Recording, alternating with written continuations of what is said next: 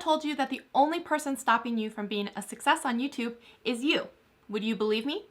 Welcome to Shelly Saves the Day. On this channel, we are doing YouTube explained simply and making video approachable so that one day you can convert attention to revenue. If that sounds good to you, hit that subscribe button. And if you're not new here, hey, good to see you again.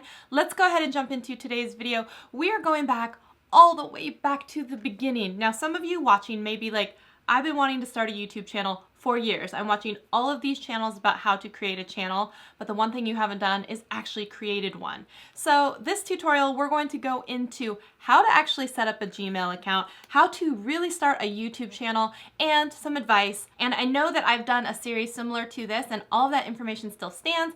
That ebook is still available for free. I'm still really proud of that I managed to get that all set up on my own. Sometimes, just like in life, you have to go through things a few times before it really sinks in and it takes hold, and then you feel that motivation to do it. So we're doing it again because I really want to help all of those people out there who maybe made a New Year's resolution to start a YouTube channel this year, or you're ready to close out the year strong and start a YouTube channel and get momentum for the next year. So I'm here to help you get started with that. Before we even get into anything, we have to talk about a few really good reasons and not so good reasons to get started on YouTube. So number one, let's just say if you are thinking that you're gonna start YouTube and you're just gonna make a ton of money, it's gonna be super easy and there's not a lot of work. Let's have this discussion after 5 or 10, 15 videos, okay? No matter what happens, you always think it's gonna be a lot easier than it is, even after you watch a lot of tutorials and how-tos and how to set up everything. And then once you get into it, you're like, wow, this is really hard work. So first of all, I just want you to be prepared. Yes, it is a lot of work, but it's going to be worth it if this is what you actually want to be doing. Number two, the biggest thing holding you back from being a success on YouTube right now, sorry, I gotta tell you, it's you. It's you, your limiting beliefs, and your need for perfectionism, which is going to stifle so many people from creating. You think it can't go out until it's perfect, and I can't go out until I have the best equipment, the best lights, the best makeup, the best hair. And I have to tell you, all of that, it's not true. What you really need is a strong belief in what you're saying and what you're sharing with the world is going to help someone. If you are a how-to and tutorial channel, that means how can you enrich someone's life to be able to take what you're teaching them and apply it to their own life to make it better for them. Another bad reason to get started on YouTube is because you think you are going to move to LA, go to all of the hot parties, be invited to every premiere, be lavished with lots of brand trips, and you're just going to get free products sent to you all of the time. I'm sorry, I hate to break it to you, but that's not always going to be the case. In fact, it's really not going to be the case for most people. That's not what is going to happen. So please don't go into YouTube thinking the only reason you're doing it is to make money and get famous. Now, reasons to start YouTube. The barrier to entry is so low. Anybody can do it. It's free. All you need is a story to tell and a piece of equipment and eventually an internet connection to get that video up on YouTube. You can go to a Starbucks or a local coffee shop and use their Wi-Fi to upload video if you don't even have an internet connection at home. So it has never been cheaper to enter the YouTube space or easier, in my opinion, to get started with online video. Now, because of that, because the barrier of entry is so low on YouTube, there are a lot of people on YouTube. 400 hours every minute is uploaded to YouTube. How are you going to stand out and differentiate yourself? Honestly, it's by being yourself. I know that your mom and your friends and everyone always tells you this, to be yourself. And it's true. On YouTube, don't be an imitation of someone else. Be the best you that you can be, because there's someone out there that needs to see it, wants to hear it, and is longing for that connection to be made. So you have to give it to them by showing up as your own self. So this is going to be a new series on how to start a YouTube channel from scratch. I'm going to start a new one. I'm going to be talking about the power of using vertical video, and I thought that this would be a great kind of second channel. Well, I say second, but it's really like a sixth channel. I thought this would be a neat additional channel where I explore only doing vertical video and all of the platforms that support vertical video, like IGTV and TikTok and all of that. So I'm really actually enjoying vertical video. So that's why in this example, the email address is Vertical Video Vixen, as well as the YouTube channel. So now that you have a Gmail account and you're all set up and you're ready to go and make a YouTube channel, first question you're going to come across is going to be, should I make a brand channel or should I make a personal channel? So let's dive into a couple of these differences right now. I like to call a brand account future proofing, so that one day when your channel gets so big that you're going to need additional help, maybe additional comment moderators, you have someone who's coming in and looking at your analytics and helping you, because like a coach or consultant type person, you might want to show them your analytics. You can do that without relinquishing your personal account passwords by having a brand account. You can have multiple managing members on that brand account, and so it's really a benefit to you to start that way. Now, if you were to start as a personal channel, you can convert into a brand channel, but there are a few things that are going to happen. One, when that happens, if you have a custom URL, you may lose that URL. You'll have to contact customer service or YouTube to try and retrieve it and get it back when you make the switch. Also, it's possible that all of the comments that you left as a personal channel will be deleted. So that means if you've gone out, like for myself, and commented on thousands of other people's videos or your own comments on your own videos, all of those will be gone. So something to keep in mind, that you can switch later, but there is going to be a harder time to do that, or more is going to change for you. So it might behoove you to, in the beginning, start as a brand channel. And so now any new channel that I open, I always default to a brand channel. So I want to put that out there. Should I start a brand channel? Should I start a personal channel? My vote is always going to be go with the brand channel. Now, I know I just got finished saying you want to do a brand account, but I'm going to set it up incorrectly so I can show you how to change it later. To make a YouTube channel, literally, you just have to hit sign in. So simple. Congratulations, you now have a YouTube channel. Now all you have to do is click on your little icon and hit go to channel, and then it's going to ask you how do you want to be known on YouTube. So basically your channel name. So I'm going to say Vertical Video Vixen and hit create channel. Now you're going to notice your channel doesn't look very beautiful yet. Don't worry, we're going to fix all that. Let me go ahead and close this menu so you can see more of the screen. And let's now go ahead and click into YouTube Studio Beta. You might as well get used to this now. Actually, what am I saying? If you're a new channel, you don't know what the old one looks like, just get used to the new Creator Studio, because the old one is going away very soon. Now we have a lot to cover, and you don't have to do in this order, but I always like to go into my settings and set my channel keywords. This is where you can tell YouTube, kind of describe what your channel is going to be about. So mine is going to be Vertical Video Vixen. I want my channel name to be in there. I want vertical video for Instagram, vertical video for YouTube, vertical video for TikTok. I want all of those types of keywords and phrases in my channel description. So I'm just going to add a few in here, and then I'm going to select the country and say that I'm in the United States.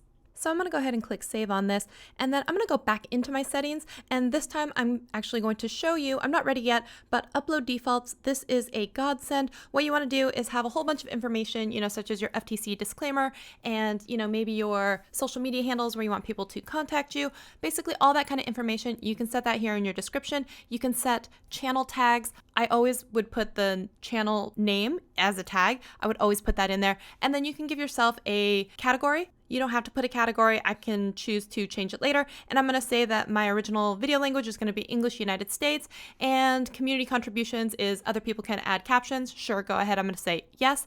And I'm going to click the hold potentially inappropriate comments for review. Under this, you can also make sure that you put in things like blocked words. I like to go in and put a lot of the swear words and bad words that you don't want, and that way they will actually hold them and they won't get seen right away. Now, under Channel Advanced Settings, you do have the option to turn off your subscriber count. I never recommend doing this. It just gives people the wrong impression, and I know you want to hide it because you think it's small at the very beginning, but the truth is, if you're starting off your relationship with your viewers as a lie, a lot of them, they just don't like it, they don't trust it, and that's not how you want to start your channel relationship with subscribers. So I always recommend leaving it on, and honestly, everyone starts from zero, so go ahead, don't worry about it. Under the section for branding, this is where you can upload your own subscribe watermark. I have a video on this. I will link it up in the cards. Make sure to go watch it so you can add your own. Now, we don't have any videos yet, but if we did, they would be in the videos tab. There's a separate section for uploads and all of your lives, so they are separate in different tabs. Just keep that in mind. We're going to go ahead and go on to one other section. That's going to be other features, and we're going to go in and we're going to go to status and features. What we want to do here is we want to turn on the ability to live stream, and it can take 24 hours to set that up. So you want to make sure that you do that right away if you plan to go live with your webcam. They have limited the ability to go live off of your phone until you have 1,000 subscribers. So don't worry about that right now. You'll end up doing it off your computer, but to do that, you'll have to verify your account. So you'll have to go in, and this is not the verified check mark, for 100,000 subscribers or more. This is just saying that you have a phone number or email that they have been able to contact you on and send a confirmation. So once you do that, you're going to be able to then enable the live streaming feature and enable the ability to upload custom thumbnails. Like I said, the live streaming feature is going to take 24 hours to work. So I will also show you what that looks like in 24 hours when we come back. So for a quick tour, if you hit that customize channel button, you're going to see where you can do things such as upload your banner art, and we're going to have a video on that separately. And then you'll also see you can edit your links here, which is where you can put the links to your social media. And then you can also change your profile picture, and that's actually connected to your Google account, so you will have to change that. All of that will be coming up in another video. You can also add a channel description, which is the About Me section, and then you can also put in your email address for business inquiries. I like to put that in case companies want to contact me.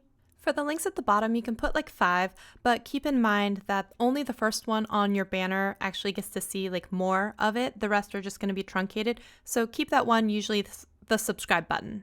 Next up, we're going to tackle featured channels. This is where if you have multiple channels like I do, you could go ahead and put those in.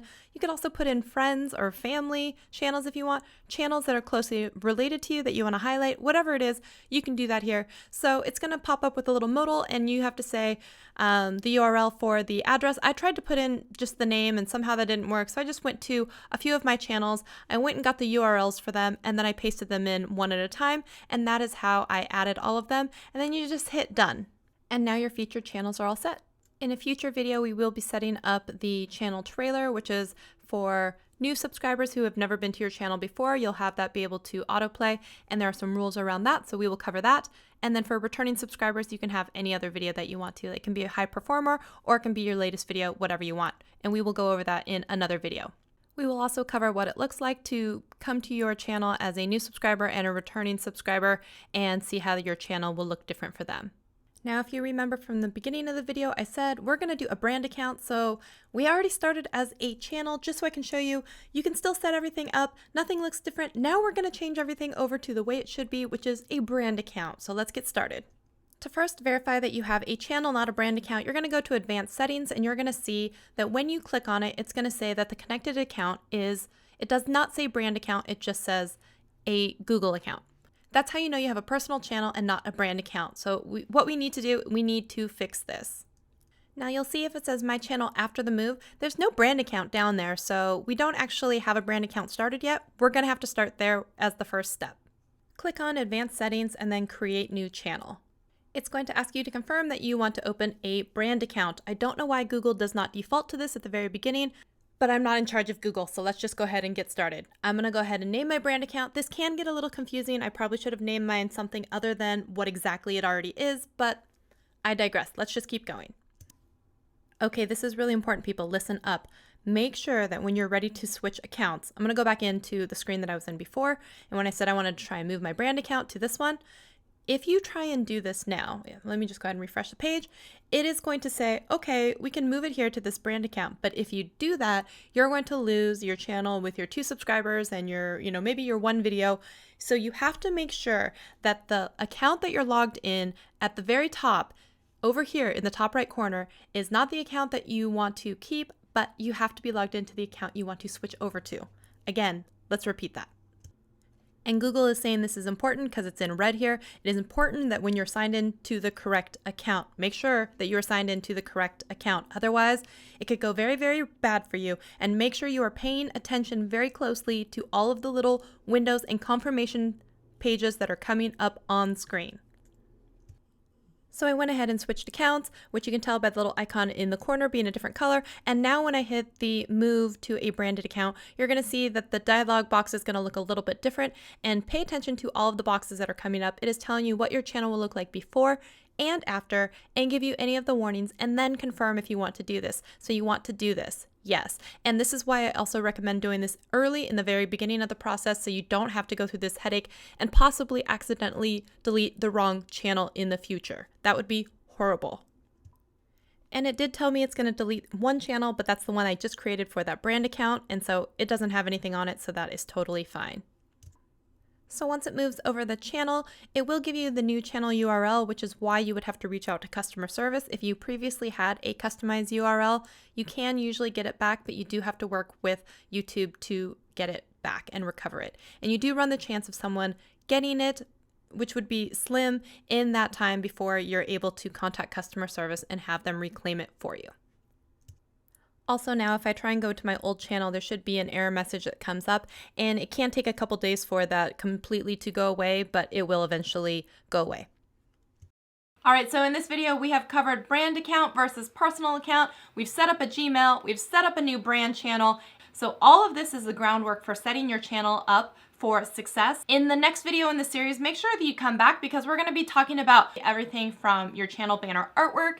This is what's visible when people come to your channel. So it's gonna be that and the front page of how your playlists and everything look. So we're gonna make sure that this looks as good as possible and as personalized as possible and customize the layout a little bit. One thing you're gonna notice is if you actually get to the point where you're going to start videos and putting them there and you go to a channel that says this user or this channel has no videos, but you know that there are videos there, it's because they haven't actually set up their customized channel layout. So we're also gonna go into how to do that. So we're gonna go through the entire life cycle of making a video. Should I niche or should I not niche and become a generalist?